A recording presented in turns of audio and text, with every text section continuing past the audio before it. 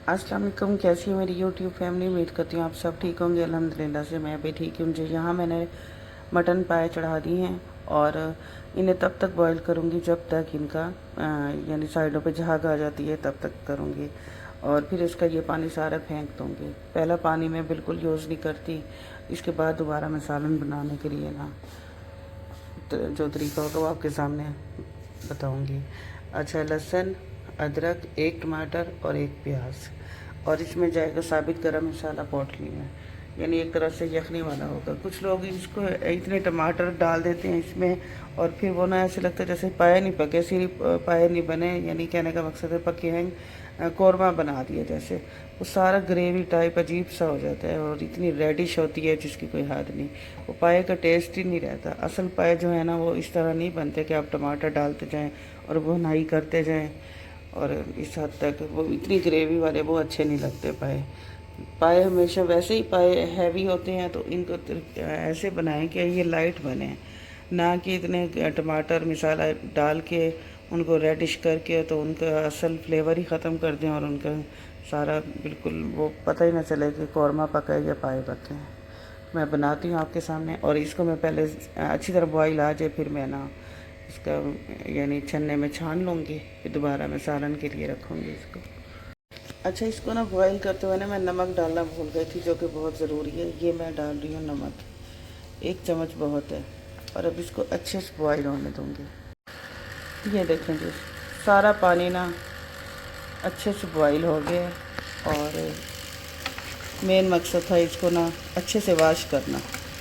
वैसे तो मैंने किए हैं छन्नी में डालकर सादे पानी से, लेकिन ये एक इस तरीके से ना मज़ीद अच्छे से सफाई हो जाती है और दिल मुतमईन हो जाता है कि पाँव की ना सफाई अच्छी सी होगी, पाँव की नहीं पाए की यानी।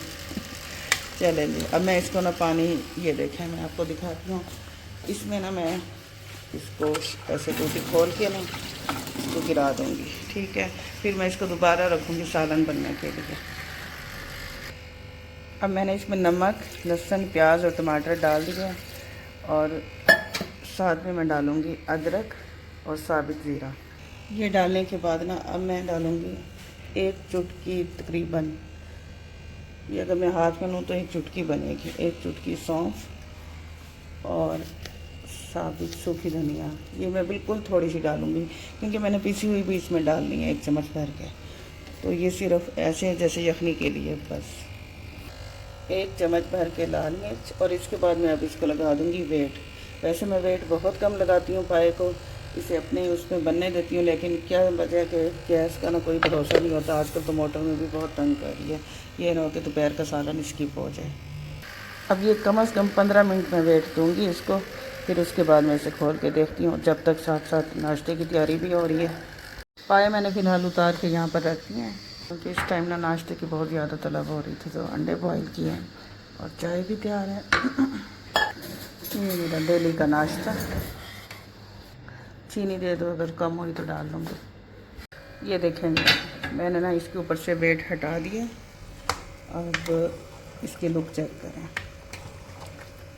कुछ लोगों के ऐसे बने हुए थे जैसे ना पाए नहीं, ऐसे लगता है जैसे चिकन या मटन का कौरमा खा रहे हैं। पाए का जायका भी नहीं आता और ऐसे लगता है जैसे बिल्कुल ही कौरमा।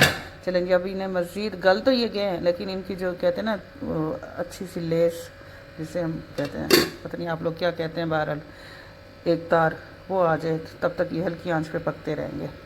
यहाँ हो रही थी सफाई में, मैंने कहा साथ साथ सफाई हो रही है और साथ में खाना भी बन रहा है। मैं जाकर देखूं अब पाए कहाँ तक पाया तकमील पहुँचे हैं। चैलेंज देखती हूँ। माशाल्लाह इसमें ना अभी तक घी नहीं डाला, ये देखें इतना सारा, जैसे और ऐसे लग रहा है जैसे बहुत ज़्यादा ऑयल डाला है। ये कुछ देखने कितने ज़्यादा चिकनाहट, यही तो मज़ा है। मुझे नहीं लगता मुझे ऑयल डालना पड़ेगा इसमें, उसका अपना ही इतना ऑयल निकल आया है। वो लाल मिर्च डाली है ना, तो उस ये देखें अभी ये पकते रहेंगे, जब उस टाइम तक बनते रहेंगे जब तक ना दोपहर के खाने का कोई शोर नहीं डालता कि खाना तैयार है, तब तक ये खड़े रहेंगे। और अभी नाश्ता किया तो मेरा नहीं ख्याल कि इतनी जल्दी कोई कहे कि हमें खाना दो। ये जितनी देर हो सके पकते रहेंगे और साथ साथ काम हो रहे हैं। मैं इतनी देर में नमाज़ पढ़ लूँ, मेड सफाइयाँ कर रही है। नमाज़ पढ़ के, कुरान पाक पढ़ के फिर उसके बाद देखते हैं ये कहाँ तक पहुँचते हैं। नमाज़ तो पढ़ ली है, कुरान पाक भी पढ़ लिया है और कुरान पाक भी मैं रख तो उसका यासीन ही पढ़ी है अभी इस टाइम, बाकी इंशाल्लाह असर के टाइम पढ़ूँगी बाकी। और अब मैं देखती हूँ ज़रा पाए जाके कहाँ तक पहुँचे हैं। आयशा ने अपने लिए रोटी डाली है। अच्छा, सालन तैयार है, बिल्कुल तैयार है। बाकी इसके साथ में नरम खमीरी रोटी जो होती है ना वो अच्छी लगती है, वो मंगवाई है। आयशा का सालन डाल के रखती है। ये लो आयशा सालन, अपनी रोटी इसमें रख लेना। दूध निकाल दूँ चाय के लिए, ये चाय के लिए दूध। और मैं ठहरो खीर कल बनाई थी वो अभी देखती हूँ। ये बाकी खीर ना छोटे बर्तन में आयशा डाल के रख लेना। ये लो छोटे बर्तन में डाल के रख देना। दही भी बड़े में पड़ी है, वो भी छोटे में रखना। ये मैं निकाल के रख रही हूँ, यहाँ रख देना छोटे बर्तन में। गर्मी है ना, फ्रिज भरा भरा रहता है, फिर वो पानी की बोतलें पड़ी होती हैं। धनिया भी डब्बी में डाल के रख दो, ठीक है। नहीं, इसमें पाए में मैं धनिया नहीं डालती, वो दूसरे सालन में डालती हूँ। बस पाए ऐसे ही सही लगता है। 1 चम्मच बस देसी घी का डाला है, ऐसे घी निकल आया है।